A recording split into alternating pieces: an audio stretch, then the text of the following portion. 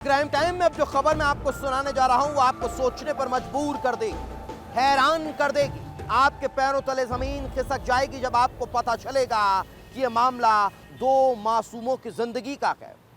दो मासूम एक बर्थडे पार्टी से घर लौटे थे, बेहद खुश थे। खुशी खुशी वो घर में बिस्तर पर जाकर सो जाते हैं, लेकिन सुबह उठ नहीं पाते। उनकी लाश उस घर में बिस्तर पर पड़ी हुई मिलती है। आखिर कौन था उन मासूमों का हत्यारा जिसने उन्हें मौत के घाट उतार दिया? इस रिपोर्ट में देख लीजिए।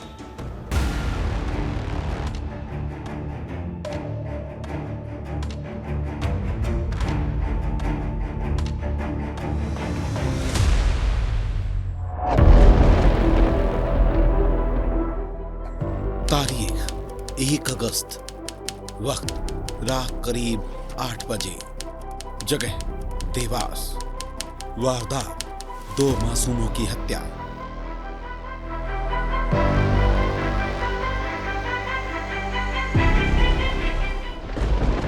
देवास का ढांचा भवन इलाका। रात हो चुकी थी।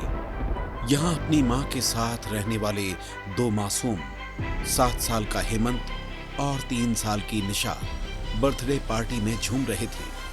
बच्चे अपनी मां के साथ जन्मदिन की पार्टी में गए थे। पार्टी खत्म हुई और बच्चे घर आकर सो गए।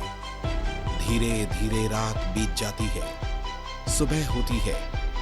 मां उठकर बच्चों के स्कूल जाने के लिए टिफिन बनाती है, लेकिन बच्चे उठते नहीं हैं। मां बच्चों को हिलाती है, डुलाती है, लेकिन बच्चे कोई रिस्पॉन्स नहीं देते।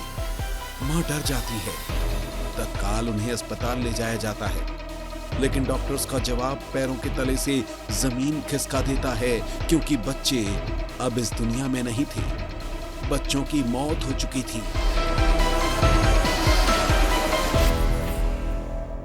केक वगैरह काटा, दाल बाटी खा के भी आए हैं थोड़ा, उसके बाद में खेले कूदे भी हैं वो लोग।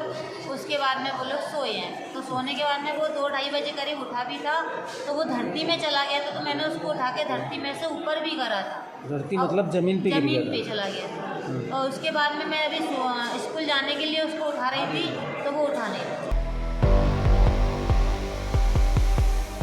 मां समझ रही थी कि बच्चों को फूड पॉइजनिंग हुई, लेकिन जब पोस्टमार्टम रिपोर्ट आई तो हर कोई हैरान रह गया, क्योंकि बच्चे किसी बीमारी से नहीं बल्कि दम घुटने से मरे थे।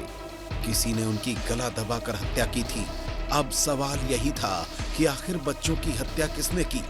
आखिर ऐसा क्या हुआ उस बंद कमरे के अंदर कि दो बच्चों की जान चली गई?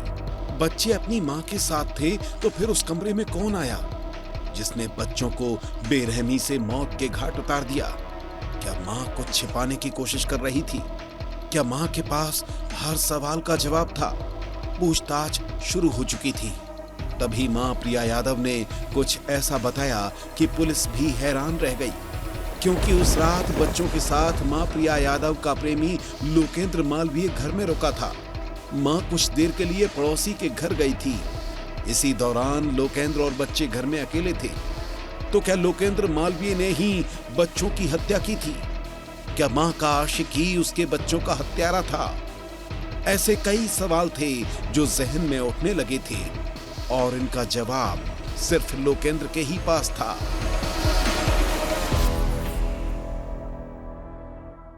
पता नहीं था कि ये घटना कैसे कारित की गई, किसके द्वारा कारित की गई है, लेकिन पड़ोसियों से और मृतक बच्चों की मां से जब पूछताछ की गई तब यह ज्ञात हुआ कि रात में बच्चों की मां का एक परिचित व्यक्ति वहाँ पर था, और जब उसको पकड़ करके कड़ी पूछताछ की गई तब उसमें यह बात स्पष्ट हुई कि तकिए से दोनों बच्चों का मुंह दबा करके हत्या कारित की गई।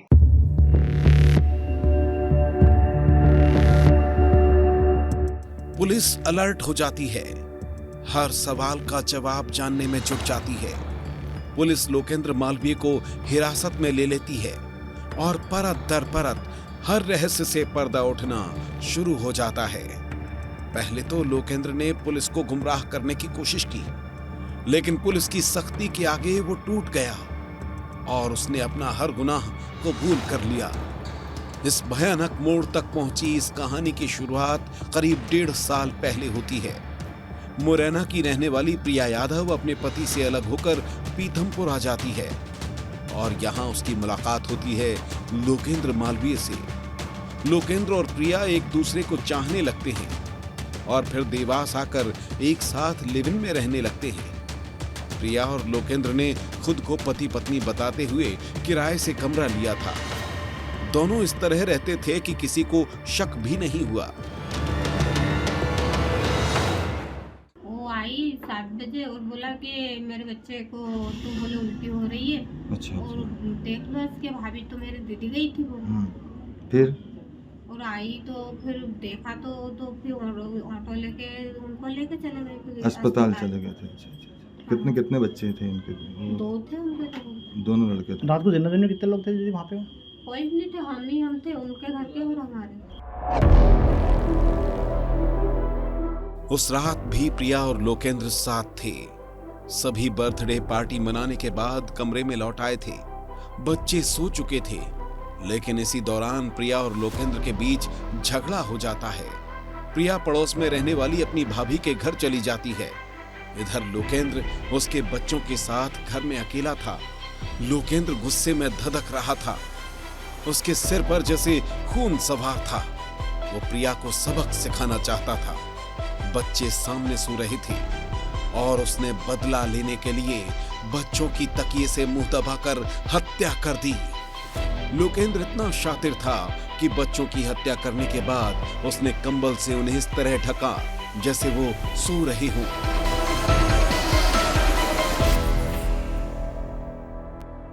1 से 1.5 वर्ष से ये दोनों साथ में ही रह रहे हैं। कमोबेश कभी पीथमपुर में रहे हैं, कभी दूधिया में रहे हैं। फिलहाल 1.5 माह से यहाँ पर साथ में रह रहे थे ढांचा भवन क्षेत्र में। और इनका भी आपस में कलह प्रारंभ हो गया था। और घटना वाली रात में जो बच्चों की माँ है उसके साथ भी आरोपी के द्वारा मारपीट की गई थी और बच्चों के साथ भी मारपीट की गई थी। और जब बच्चों की माँ सोई हुई थी उस समय उसने दोनों बच्चों का मुंह तकिया से दबा करके हत्या की।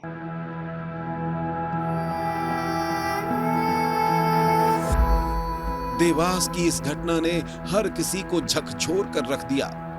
जहां मां से झगड़े की सजा 2 मासूमों को मिली है। प्रिया को अंदाजा नहीं था कि जिस शख्स के साथ वो जिंदगी बिताने का सपना देख रही है वो इतना हैवान होगा कि एक छोटे से झगड़े में उसके बच्चों की जिंदगी ही छीन लेगा। जिंदगी भर प्यार देने का वादा करने वाला उसे जिंदगी भर का गम दे देगा। जहां अब ना तो प्यार है और ना ही जिंदगी का सहारा मासूम बच्चे।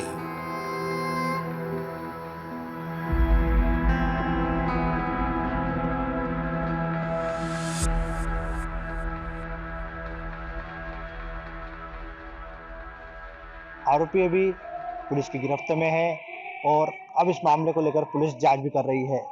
वहीं बच्चों के जो पिता है वो मुरैना से आए थे और दोनों बच्चों के शवों को लेकर अब मुरैना पहुंच गए हैं जहां उनका अंतिम संस्कार किया है। लेकिन यह दिल देने वाली घटना देवास में हुई है जिसने सभी को झकझोर के रख दिया है कि 2 मासूम बच्चों की मौत हुई है और जिस तरह से मौत हुई है कहीं ना कहीं वह इंसानियत को भी शर्मसार कर रही है। अमित शर्मा, विस्तार न्यूज़, देवास।